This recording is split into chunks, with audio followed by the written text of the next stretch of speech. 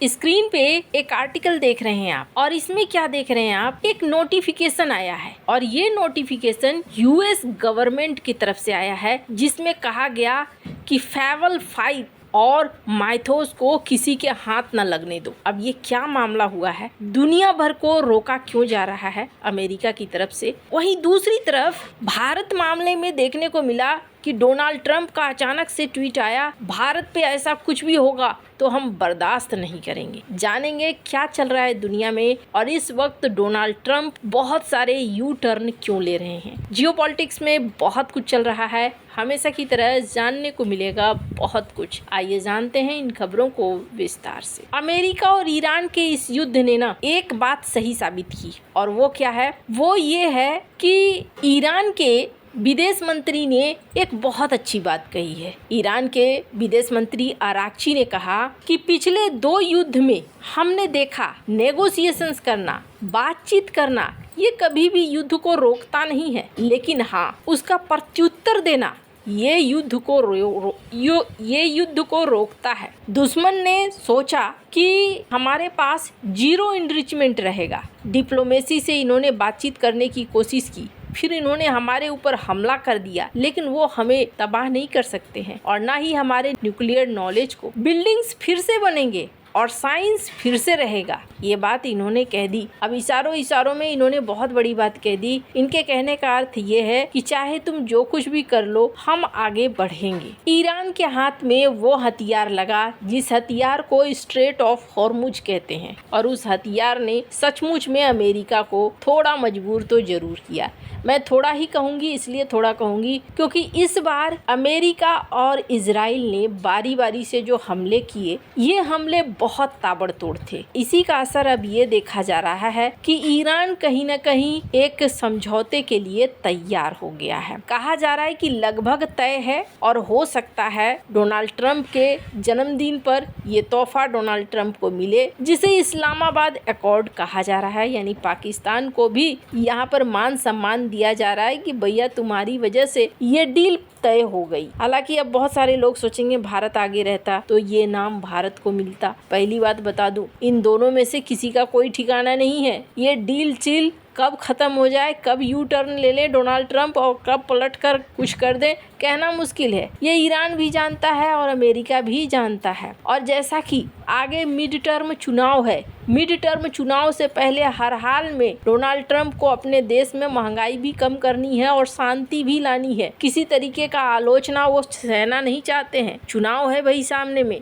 तो ऐसे में हो सकता है डोनाल्ड ट्रंप अभी ये समझौता करें, बाद में क्या होगा कहना मुश्किल है। इस समझौते को लेकर इजराइल की तरफ से हामी जैसी चीजें देखने को नहीं मिल रही है कि हाँ भाई हम भी तैयार हैं और अमेरिका हम तुम्हारे साथ हैं, ऐसा कुछ देखने को नहीं मिल रहा है। अब इजराइल आगे क्या करे कहना मुश्किल है। फिलहाल के लिए देखने को मिल रहा है, कहा जा रहा है, जो व्हाइट हाउस कह रहा है उसके अनुसार न्यूक्लियर प्रोग्राम खत्म कर देगा ईरान, हॉर्मुज स्ट्रेट खोल देगा और इसके अलावे कुछ और भी डील्स हैं जो बची हुई है। साइन करते ही ईरान को अरबों डॉलर मिलने की खबर का खंडन किया गया है। यानी ऐसी कोई बात नहीं है, तत्काल किसी भी मदद की बात नहीं है, ये भी कहा गया है। शर्तें अगर पूरी होगी तो यहाँ पर शांति होगी और व्हाइट हाउस का कहना है कि साइन करने से सिर्फ कुछ नहीं मिलने वाला है ईरान को। यानी कुल मिलाकर अगर कहें तो अभी नाकेबंदी हटेगी, स्ट्रेट ऑफ हॉर्मुज फिर से खोला जाएगा, ईरान के परमाणु कार्यक्रम को पूरी तरीके से समाप्त किया जाएगा और इनरिच्ड परमाणु सामग्री को नष्ट किया जाएगा या देश से बाहर भेजा जाएगा।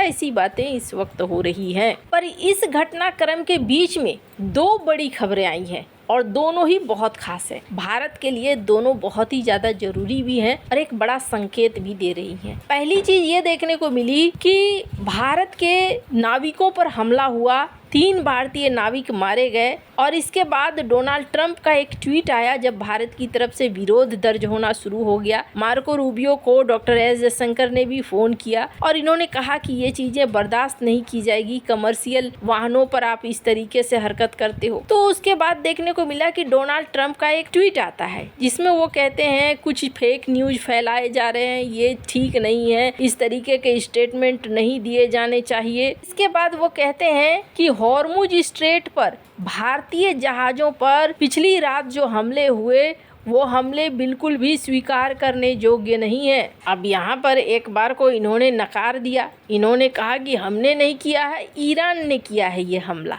अब ईरान की बारी आई, ईरान ने क्या ट्वीट किया स्क्रीन पर आप देख सकते हैं। ईरान ने कहा कि नहीं जी, ये हमला हमने नहीं किया है, ये हमला हमारे ऊपर जो आरोप लगाया जा रहा है ये हमारा हमला नहीं है। अमेरिका ने 3 इंडियन वेसल्स के ऊपर हमले किए हैं 1 वीक के अंदर और 3 निर्दोष नाविकों की जान ले ली है, जो पैथेटिक है। अब ये एक दूसरे को कह रहे हैं कि तुमने किया। खैर, अमेरिका ने इस चीज़ को किया या नहीं किया, ट्रंप कह रहे हैं नहीं किया, लेकिन सेंटकॉम ने तो वीडियो जारी किया था जिसमें सेंटकॉम ने ये दिखलाने की कोशिश की थी कि हमने किस तरीके से हमला किया है। हालांकि भारत की तरफ से एक विरोध दर्ज करा दिया गया, लेकिन ये न कहीं एक झुंझलाहट को दिखला रहा है। शायद अमेरिका ये चाहता था कि मध्यस्थ की भूमिका में भारत रहे और भारत अपनी फजीहत नहीं कराना चाहता। जैसा मैंने कहा, भले अभी इसका नाम इस्लामाबाद अकॉर्ड दे दिया गया और पाकिस्तान फूले नहीं समा रहा है। मुझे एक कहावत याद आ रही है, अमर सिंह को मरते देखा, धनपत मांगे भी,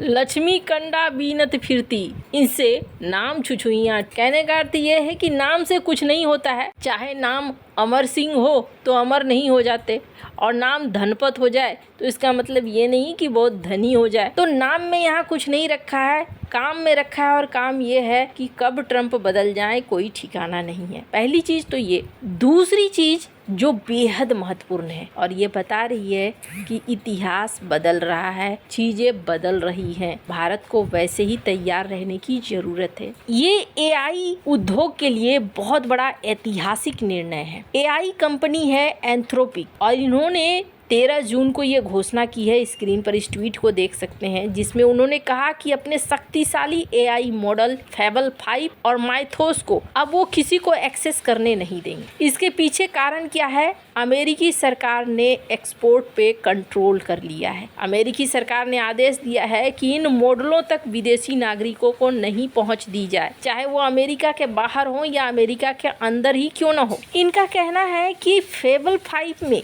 जेल ब्रेक तरीका हो सकता है, यानी कि सुरक्षा को सेंध लग सकती है, साइबर अटैक और भी ज्यादा प्रभावशाली बन सकता है। एंथ्रोपिक का कहना है कि सरकार ने उनकी तरफ से रोक लगाई है और अगर ये जो लागू हो रहा है इसका मतलब क्या है? इसका मतलब ये है कि भारत के लिए ये एक बड़ा संकेत है। अब एआई नॉर्मल चीज नहीं रह गई है और अमेरिका अपने हाथ से इन चीजों को जाने नहीं देगा। ऐसे में अमेरिका लगातार जिस तरीके से परमाणु टेक्नोलॉजी थी, मिसाइल टेक्नोलॉजी थी, एडवांस सेमीकंडक्टर थे, उनको एक्सपोर्ट कंट्रोल के दायरे में लाता था, अब अमेरिका इसे भी दायरे में ला रहा है। भारत को तैयार होना होगा और तेजी से भारत को अपने लिए मॉडल्स विकसित करने होंगे। आपको क्या लगता है? इन सब मामले में आपकी क्या राय है? कमेंट कर जरूर बताएं। जल्द मिलते हैं अगले वीडियो में नई खबर के साथ।